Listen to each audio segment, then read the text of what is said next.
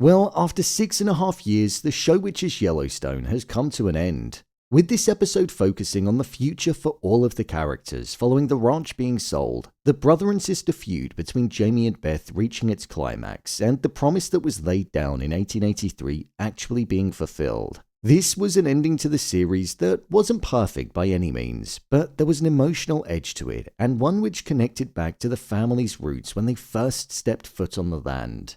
So, how good was the finale? Did they manage to save the show, and will there be a spin-off series? Well, let's dive into the episode and break down all that there was to take away from it.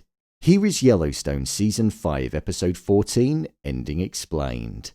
Just to let you know, this video will contain spoilers. What happened to the ranch? Well, during the closing moments of the episode, we saw that Elsa Dutton's voice played over the final time that we saw the Yellowstone ranch being shown to us. Her grave was also the first one that Mo picked up following the children knocking them all over, a moment which felt a little bit strange, I do have to say. Elsa Dutton was the first Dutton to die in Montana, and this occurred in 1883. The Dutton family were originally on the Oregon Trail and were intending to go to Oregon, but because Elsa was wounded and was on the cusp of dying, James Dutton took a detour and wanted to settle on the spot where she'd die, which was in Montana. Kayce and Beth ended up selling the ranch to Thomas Rainwater and the reservation for $1.1 million because they couldn't afford the inheritance tax that they needed to pay. They chose this price because when James Dutton settled on the land in 1883, the price of an acre was $1.25, so Kayce thought it was fair to return it at the price that it would have been when it was taken. Rainwater and the Native American people getting the land is something that's so important to the show because it was the very foundation that the show was built upon. When Elsa was sick and dying in 1883, it was the kindness and goodwill of the Native American man that told James Dutton where a good piece of land was. But he also said that one day his people would want the land back, and when they did, in 7 generations' time, it had to be given to them. This was a promise that James Dutton obliged with, because obviously he knew that he wouldn't be around at that time. So the Native American people getting it back tied right the way back to that original promise. A promise that wasn't written down, but one which lived on in spirit, as Elsa Dutton herself said. So it was a poignant, powerful, and important moment for sure. With the reservation getting their hands on the land, part of the deal was that there would be a piece of it carved out for Kayce and his family to live on which couldn't be touched, and the Yellowstone ranch in itself wouldn't be able to get sold on. With that sale taking place, the ranch was declared a wilderness site, which meant that no vehicles would be able to be driven on it, and no commercial properties would be able to be built on it either. The land would be as open and free as the day that it was acquired by the Duttons, only hoofs and feet could step on it. Jamie didn't actually feature that much in this episode because he didn't attend the funeral for his father. Instead, he was working on his speech about how he was going to position himself as somebody that was good for the state of Montana, and he wanted to get the people's opinions to turn on the fact that he was being intimate with Sarah. I thought the tape between Sarah and himself being intimate with one another was something that was going to get leaked, but obviously it didn't. Once Jamie delivered his speech and really leaned in on the fact that the people spreading rumors about him were taking a dig at the people's decision to select who they wanted in power, and it was a knock at their right of freedom. The radio presenter said that the people of Montana were pleased with Jamie. They specifically said, at a time without a leader needs to rise, and the people felt like Jamie was that very person. However, when he got home, Beth was waiting for him, and she beat him to a pulp, and he did the same to her. When Beth revealed that the ranch was sold, Jamie realized that his plan had essentially failed, and the money and success that he was hoping to have was gone, and everything that happened was essentially for nothing. The death of his father, the ruining of the relationship with his family, and also the death of Sarah too. So he went to kill Beth, but it was disrupted when Rip walked in and stopped it. Jamie ended up meeting his end at the hands of Beth when she stuck the knife into him.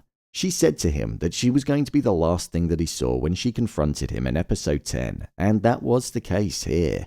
Rip and Beth made out like Jamie had done a runner following him attacking Beth, and his car was also found burned and with its plates missing, as if to imply that he'd gone on the run due to him being involved in his father's death and also the assault on his sister. The people were actually trying to impeach Jamie at the end of the episode, so that smile that he had when he was in the car and the excitement that he felt was short-lived. This season was always about Jamie and Beth and who was going to come out of it alive. With the way that Jamie was wrapped up in that rug and disposed of, there was only one happy ending out of the pair. Beth. This was an episode of two halves for Beth. The first half, she was in a deep state of mourning following her finding out that her father's body was ready to be buried and the funeral was set to be taking place. So she was upset, sad, and in a somber state. Then in the second half of it, once she'd been at the funeral and said her final words to her father, which were, "I will avenge you," she saw red and all she wanted was Jamie's blood. Beth took a real beating in this episode, to the point where it felt like she was genuinely within an inch of her life. But she did get that sweet revenge that she wanted and completed the promise that she made to her father, and also to Jamie when she said that she'd kill him. Beth knew that if Jamie got arrested for being involved in their father's death, then he'd spill all of the information about all of the crimes that the Dutton family had committed over the years. So she knew that she couldn't let that happen, hence why she went down the route of killing him. With regards to her happy ending, she ended up living on a small ranch 40 miles west of Dillon, a place where there was enough to keep Rip busy and make a living. We even saw that Carter was with them too, which implied that Carter was kinda like the child that they could never have, and I think he also sought comfort in that care that they both had for him too. This was an area that wasn't full of tourists, and there was a small bar where they could even ride into town. So this was a place that had the old ways of a cowboy, just like how Rip wanted it to be. There was a powerful moment with Beth and her father's coffin where she mentioned how there wouldn't be cows on the land, but there also wouldn't be condos, showing that although the ranch staying with the Duttons was the original plan and the thing that John wanted, the outcome that's occurred with the reservation getting it was far better than market equity. Rainwater even said, "I will protect this for you and all our relatives," showing that he had a deep understanding of just how valuable the land was for the Duttons as well as his people too. Kayce.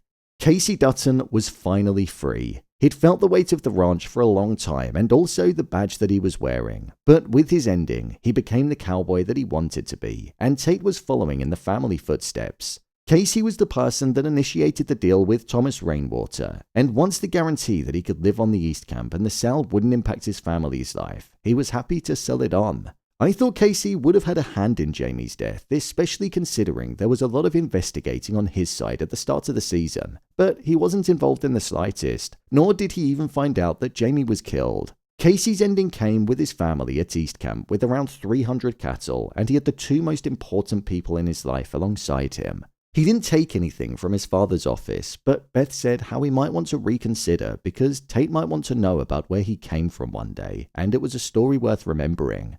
Us knowing the full story shows that it is one that's rich with history, and it was exciting. The Cowboys. With regards to many of the Cowboys and side characters in the show, we saw that Ryan ended up leaving the ranch and becoming a wanderer for the time being. He actually went and found Abby and admitted that he made a mistake in letting her walk away from him, but they reunited and he went to work with her on her tour bus. So it was a completely different type of life to what he was used to.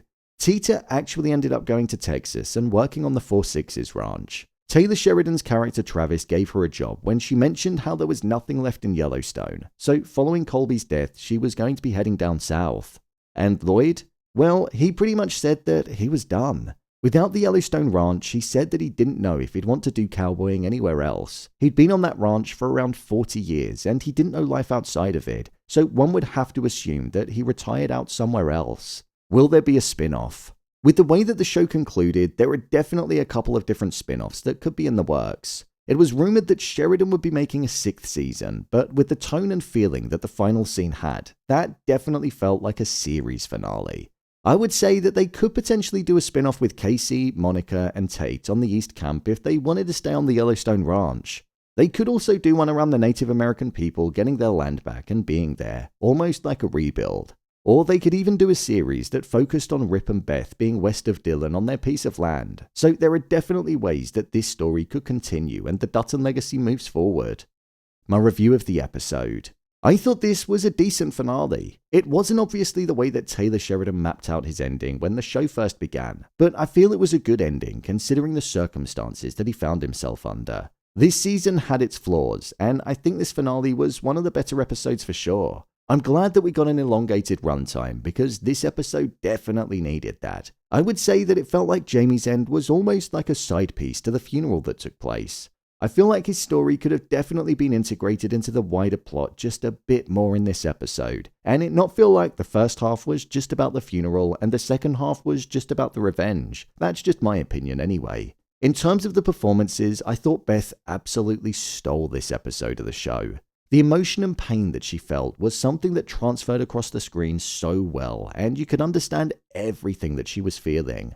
The scene where she was face to face with Jamie was definitely one of the most epic that the show has seen. I'm surprised they both took the beatings that they did, and when she revealed to Jamie that his plan was ruined, his upset and devastation was just comical to watch. I like the fact that the characters got their happy endings. Are the Duttons a perfect family? No, they've committed crimes and atrocities and they've gotten away with them. But would it have been as perfect if they all went to jail? No, it wouldn't have been.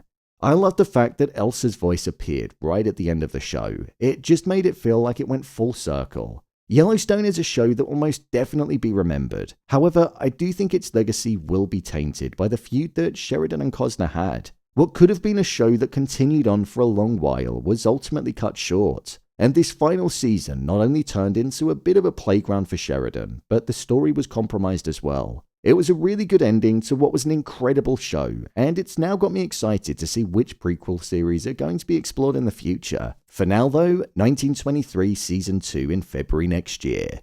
So, there you have it, Yellowstone Season 5 Episode 14, Ending Explained. What did you think of the ending of Yellowstone? Let me know your thoughts in the comments. As always, thanks for tuning into the video and I'll see you in the next one.